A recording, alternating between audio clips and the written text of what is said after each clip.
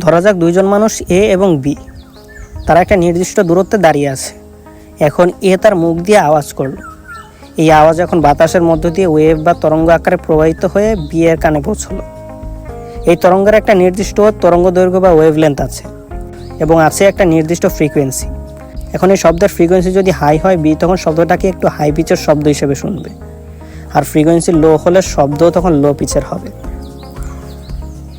এখন ধরুন এ এর শব্দ তৈরি করার সময় তার বি এর দিকে একটা গতি ছিল, অর্থাৎ এ যখন শব্দ তৈরি করছিল তখন বি যেদিকে আছে সেদিক বরাবর এর একটা নির্দিষ্ট গতি ছিল। এখন তাহলে কি হবে? এখন আমরা দেখব যে এ যেদিকে যাচ্ছে সেদিক বরাবর থাকা শব্দের তরঙ্গ দৈর্ঘ্য কমে গেছে এবং ফ্রিকোয়েন্সি বেড়ে গেছে, এবং এর অপর দিকে ঘটেছে উল্টো ঘটনা। পেছনের দিকের শব্দের তরঙ্গ দৈর্ঘ্য বেড়ে গেছে এবং ফ্রিকোয়েন্সি কমে গেছে। এখন বি যেহেতু সামনের দিকে আছে, তাই সে যখন শব্দটা শুনবে তখন সে হাই পিচের শব্দ শুনবে, যদিও এ কিন্তু আগের মতো একই পিচের শব্দ তৈরি করছে। এখন বি যদি অন্য পাশে থাকতো তাহলে কিন্তু সে লো পিচের সাউন্ড শুনতো। সংক্ষেপে বললে, শব্দ তরঙ্গ তৈরির উৎস যেদিকে যাবে সেদিকে শব্দের তরঙ্গ দৈর্ঘ্য কমে ফ্রিকোয়েন্সি বাড়বে, আর সেদিকে শব্দ হাই পিচের শোনাবে। আর শব্দ তৈরির উৎসের গতির বিপরীত দিকের শব্দের তরঙ্গ দৈর্ঘ্য বেড়ে যাবে এবং ফ্রিকোয়েন্সি কমবে, তাই সেদিকের শব্দ লো পিচের হবে। এর জন্যই আপনার দিকে আসতে থাকা গাড়ির হর্নের শব্দ এবং আপনার থেকে দূরে যেতে থাকা গাড়ির হর্নের শব্দ ভিন্ন রকম শোনায়। এই ব্যাপারটাকে বলা হয় ডপলার ইফেক্ট। ডপলার ইফেক্টের কারণে ফ্রিকোয়েন্সি বেড়ে তরঙ্গ দৈর্ঘ্য কমে যাওয়াকে বলা হয় ব্লু শিফট, আর ফ্রিকোয়েন্সি কমে তরঙ্গ দৈর্ঘ্য বেড়ে যাওয়াকে বলা হয় রেড শিফট। এই ডপলার ইফেক্টের ব্যাপারটা যে শুধু শব্দের ক্ষেত্রে সীমাবদ্ধ এমনটা নয়, যে কোনো ধরনের তরঙ্গের ক্ষেত্রে এমনটা হতে দেখা যায়। উদাহরণ হিসাবে আলোক তরঙ্গের কথা বলা যেতে পারে।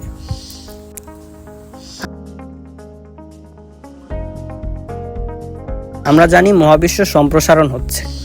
এই সম্প্রসারণের জন্য দূরের গ্যালাক্সিগুলো আমাদের থেকে দূরে সরে যাচ্ছে। দূরে যেতে থাকা সেই গ্যালাক্সিগুলোর থেকে আলো আমাদের কাছে আসার সময় ডপলার ইফেক্টের কারণে এর ওয়েভলেন্থ বা তরঙ্গ দৈর্ঘ্য বেড়ে যায়।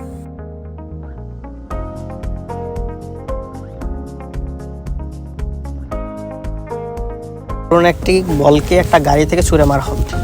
এখন বলটাকে যদি গাড়ির গতির দিকে ছুঁড়ে মারা হয়, তখন আমরা দেখব যে বলটার গতি হচ্ছে বলের নিজস্ব গতি প্লাস গাড়ির গতি, এবং বলটাকে যদি গাড়ির গতির বিপরীত দিকে ছুঁড়ে মারা হয় তখন আমরা দেখব বলটার প্রকৃত গতি হচ্ছে বলটার নিজস্ব গতি মাইনাস গাড়িটার গতি। কিন্তু শব্দ বা এই জাতীয় তরঙ্গের ক্ষেত্রে এমনটা হয় না।